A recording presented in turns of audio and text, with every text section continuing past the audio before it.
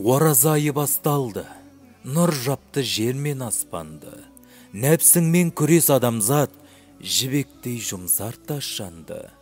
Аузыңнан бұрын көзің тый, ойланбай жатып сөзің тый. Тыйымның болшы тұтқасы, сабырың сая, сезім сый.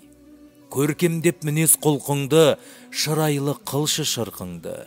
Ішіңді тазарт, ой дүзе, сылана бермей сыртыңды. 30 күн асыл ғибадат, қылмасаң үй күй қирамақ. Байысын жаның нұр құшып, Құдайыңды мақта, сүй қазақ. Құдайыңды сүйсең тіршілік, бар ғалам сені сыйламақ. Аллаху әкбар.